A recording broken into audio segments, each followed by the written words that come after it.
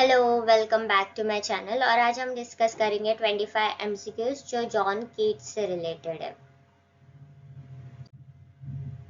John Keats की जो birth है वो हुई थी अक्टूबर 31 1795 में लंदन में हुई थी, और उनकी डेथ जो है वो हो गई थी 23 फरवरी 1821 में रोम में पेपल स्टेट्स। तो तभी वो होली रोमन एम्पायर का पार्ट था जो अभी मॉडर्न डे इटली है, और वो सिर्फ 26 ईयर्स के थे। शेली ने कीट्स के बारे में बोला था कि one of the inheritors of unfulfilled renowned in Adonis.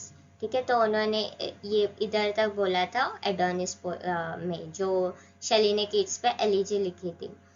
उनकी डेथ जो हुई थी वो कंजम्पशन से हुई थी। कंजम्पशन को अभी टीबी बोलते हैं।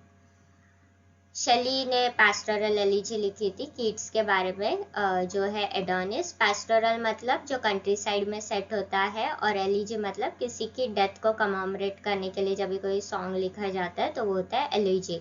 तो उन्होंने वो डेथ सॉन्ग लिखा था एक गांव की सेटिंग में, तो इसलिए पैस्टोरल एलिजी। शेली ने कीट्स को बोला था कि वो ग्रीक है, क्योंकि एक बार एक कॉन्वर्सेशन चल रहा था और किसी वो जो सामने वाला इंसान था उसने बोला था कि कीट्स हमेशा ग्रीक माइथोलॉजिकल कैरेक्टर्स पे लिखते हैं, उनको उनके बारे में काफ़ी नॉलेज है माइथोलॉजी के बारे में, और काफ़ी वो अच्छे से उस पर बात कर सकते हैं। तभी शेली ने रिस्पॉन्स किया था बिकॉज कि कीट्स ग्रीक है, तो इसलिए फिर उनको पता है कि ग्रीक माइथोलॉजी के बारे में। तो वो रियल में ग्रीक नहीं थे, लेकिन यहाँ पे शेली ने ऐसे ही बोला था क्योंकि उनका उस पर नॉलेज ज़्यादा था।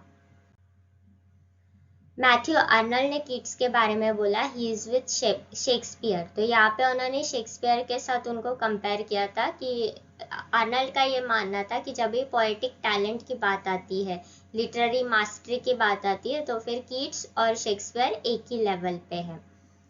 कीट्स ने अपने बारे में ये बात बोला था, my name is writ in the water. तो इसमें उन्होंने ये इसलिए बोला था क्योंकि उनको ऐसा लगा था कि कोई भी उनकी पोएट्री को कभी उनको एज अ पोएट कभी कोई रिमेम्बर नहीं करेगा, कभी याद नहीं रखेगा उनको। तो यहाँ पे रिट इन वाटर मतलब अगर कोई चीज़ पानी के ऊपर लिखी गई है तो फिर वो बहुत जल्दी मिट जाती है। तो फिर कीट्स को भी अपने बारे में यही लग रहा था कि उनका जो फेम है या फिर उनके जो पोएम्स वो लिख रहे हैं वो किसी को आगे चल के याद ही नहीं रहेंगे। जो पानी में कोई चीज़ लिखी तो कैसे इमीडिएटली वो खो जाती है, तो वैसे ही कीट्स का भी जो टैलेंट है एज अ पोएट वो भी ऐसे ही ख़त्म हो जाएगा, कोई उनको याद नहीं करेगा। नॉट फॉर्चुनेटली वो गलत सोचते थे, अनफॉर्चुनेटली वो काफ़ी गलत सोचते थे। मैडलिन जो है वो हीरोइन है एक नरेटिव पोयम की जो कीट्स ने लिखी थी, ईव ऑफ सेंट एग्नेस। तो इसमें एक वो लेजेंड की बात करते हैं। इसमें कीट्स बोलते मतलब वो एक लेजेंड ऐसे है कि अगर कोई एक लड़की अगर अपने वो फ्यूचर हस्बैंड का ड्रीम देखना चाहती है तो फिर उसको सेंट एग्नेस करके एक डे होता है, उस डे पे उसकी ईव को शाम को उनको एक रिचुअल करना पड़ता है। तो जब वो लड़की वो रिचुअल पूरा करेगी तो उसको सपने में उसके फ्यूचर हस्बैंड का फेस दिखेगा। और इसमें जैसे पोयम आगे चलती है तो उसको अपना वो मैडलिन को अपने हस्बैंड का फेस तो दिखता ही है, और साथ में वो दोनों भाग भी जाते हैं बाद में। तो इलोपमेंट मतलब भाग जाना, उसके बारे में वो स्टोरी है। For ever will you love and she be fair, ये एंडिंग लाइन्स है odd on a Grecian earn का। तो इसका मतलब ये है कि जब तक कोई तुमसे प्यार करता है तब तक वो लड़की फेयर रहेगी, तब तक वो ब्यूटीफुल रहेगी। मतलब जब तक वो अर्न पे वो, क्योंकि एक बार वो अर्न पे, अर्न मतलब एक ऐसा पॉट होता है ऐसा वास के जैसे, ड्राइंग खराब है बट इग्नोर करना है इसको। तो इस पे कुछ जो ड्राइंग्स बने हैं वो कभी चेंज नहीं होंगे। तो एज लॉन्ग एज हम लोग उसको अप्रिशिएट कर रहे हैं तो उस पे जो कैरेक्टर्स है खास करके फीमेल कैरेक्टर वो तब तक ब्यूटीफुल रहेंगे जब तक हम उनको अप्रिशिएट कर रहे हैं। A thing of beauty is a joy for ever, ये इंडिमियन का ओपनिंग लाइन्स है, और इसका मतलब ये है कि एक बार ब्यूटी किसी के पास है तो फिर वो हमको हमेशा खुश करती है। तो अगर उसकी ब्यूटी कभी चली भी जाए तो भी उसके बारे में बस सोचना भी हमको कहीं ना कहीं खुशी देता है। सपोज अगर आज मैंने गार्डन में एक रोज देखा, ठीक है, तो वो रोज तो कल वेल्ट हो जाएगा, वो खत्म हो जाएगा, लेकिन जब भी मैं उस रोज के बारे में सोचूंगी वो मुझे खुशी देगा, ठीक है। तो इवन तो रोज अभी रियली वो एग्जिस्ट नहीं करता, लेकिन मैं उसके बारे में सोच के मुझे खुशी मिल रही है। तो उन्होंने ब्यूटी के बारे में भी ऐसे ही बोला था कि जब भी ब्यूटी एक बार आती है हमारे माइंड में, तो वो हमारे थॉट में हमेशा जिंदा रहती है, और वो जब तक हमारे थॉट में है वो तब तक हमको हैप्पीनेस देती है। एंडीमियन उन्होंने जब पोयम लिखा था वो थॉमस चैटरटन के लिए एलिजी लिखी थी उन्होंने, और इसमें उसके बारे में स्केदिंग रिव्यू आए थे, लोगों ने काफी खराब बातें बोली थी ब्लैकवुड मैगजीन में, और फिर उसके बाद क्वार्टरली रिव्यू में उनके बारे में, वो पोयम के बारे में काफी खराब रिव्यू आए थे, और इसकी वजह से किड्स ने काफी स्ट्रेस लिया, और उनको पहले से टीबी था, तो उसकी वजह से वो स्ट्रेस की वजह से उनका जो कंडीशन है वो और जल्दी खराब हो गया, और फिर उनकी जल्दी डेथ हो गई। और जब किड्स स्कूल जाते थे तो काफी अर्ली एज में ही उन्होंने लैटिन और फ्रेंच लिखना पढ़ना बोलना सब चालू कर दिया था। किड्स के जो ट्रेनिंग थी वो एज अपोथिकरी थी। अपोथिकरी का मतलब होता है केमिस्ट, या फिर उनको कभी कभी मतलब तभी किड्स को सर्जन भी बोला का भी टाइटल मिलता है, तो वो सर्जन भी थे। और उनका जो मेडिकल ट्रेनिंग था वो गाइज हॉस्पिटल में हुआ था। इनफैक्ट जब भी किड्स यहाँ पे ट्रेनिंग ले रहे थे गाइज हॉस्पिटल में, तभी उन्होंने एक लेडी की जान बचाई थी। तो ये न्यूज़पेपर में भी आया था कि वो एक लेडी को उनके नेक में गोली लगी थी, तो किड्स ने वो गोली निकाली थी, और उसकी वजह से वो लेडी की जान बच गई थी। तो वो सर्जन भी थे, और अपोथिकरी का मतलब होता है केमिस्ट, तो वो अपोथिकरी के हाथ के नीचे काम करते थे, मतलब वैसे उनके पास से वो सीखते थे काम अपने, जैसे अब इसको इंटर्न बोल सकते हो आप, वो सॉर्ट ऑफ इंटर्न थे वहां पे। Shelley writes in Adonis how they fled when, like Apollo from his golden bow, the Pythian of the age one arrow sped. तो यहाँ पे पिथियन जो है वो बायरन को बोला गया है, और फिर ये जो एरो है वो उसका एक वो एसेस पब्लिश होते थे English bards and Scotch reviewers, उसके बारे में बोला है। तो यहाँ पे किड्स शेली बेसिकली ये बोल रहे हैं कि जब भी बायरन ने उनके ये जो ऐसे कलेक्शन है इसमें जब उनको काउंटर अटैक किया ब्लैकवुड मैगजीन को या क्वार्टरली रिव्यू को जब काउंटर क्रिटिसाइज किया, तभी वो खुद भी डर के भाग गए।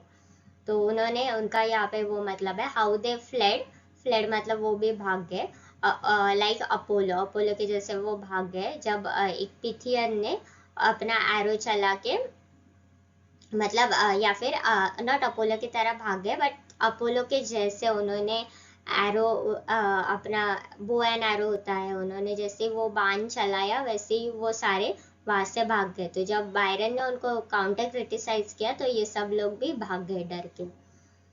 रिचर्ड वुडहाउस एक इंसान है, और वो किड्स से रिलेटेड सारी चीज़ों को कलेक्ट करते, तो किड्स की पोएट्री का मैन्युस्क्रिप्ट हो गया या फिर उनसे रिलेटेड कोई भी मेमोरेबल या है वो उसको कलेक्ट करते हैं। तो ये जो प्रोसेस है जब भी किड्स से रिलेटेड किसी चीज़ को कलेक्ट किया जाता है उसको बोलते हैं किड्सिनिया। किड्स ने उसका जो हाइपेरियन है वो मिल्टन के पैराडाइज लॉस्ट पे वो सेट किया है, क्योंकि ये भी एक एपिक है। तो इन्होंने हाइपेरियन एक मिथ है ग्रीक माइथोलॉजी में, उसके बारे में वो एक एपिक लिख रहे थे, लेकिन ये इसको उन्होंने सबटाइटल दिया था हाइपेरियन ऑफ फ्रैगमेंट, क्योंकि ये इनकम्प्लीट है, ये कभी पूरा नहीं हुआ। इजाबेला और अ पॉट ऑफ बेसिल ये एक नरेटिव पोयम है, मतलब एक डिस्क्रिप्टिव पोयम है। इसकी स्टोरी किड्स ने ली है बोकाशो के डिकैमरन से, और इसमें ये स्टोरी है कि जो इजाबेला होती है ये बहुत एक बड़ी फैमिली से बिलोंग करती है, नोबल या अरिस्टोक्रेटिक फैमिली से बिलोंग करती है, और इसकी फैमिली को भी ऐसे लगता है कि इसकी शादी एक बड़े घराने में हो, लेकिन इजाबेला इससे प्यार करने लगती है लोरेंजो से, जो उसके ब्रदर के लिए काम करता है, वो उससे प्यार करने लगती है। लामिया जो है वो बर्टन का एनाटॉमी ऑफ मेलानकली पे बेस्ड है। तो बर्टन ने बताया था कि कैसे अलग अलग तरीके की मेलानकली होती है, तो कीट्स ने भी अलग अलग तरीके के दुख को दिखाने के लिए एक एक ग्रीक कैरेक्टर लेके उस पे पोएट्री लिखी थी, तो लामिया भी उसमें से ही एक पोएट्री है।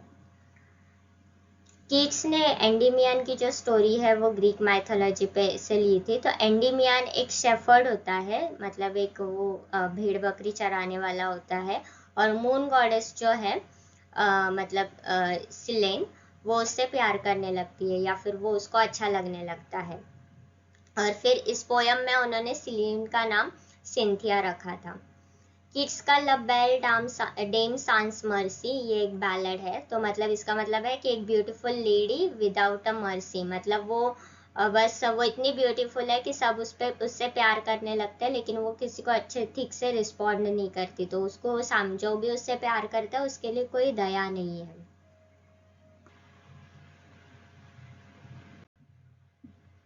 किड्स का जो वॉल्यूम ऑफ पोयम है वो जो 1817 में पब्लिश किए हुए थे, उसको उन्होंने डेडिकेट किया था ली हंट को।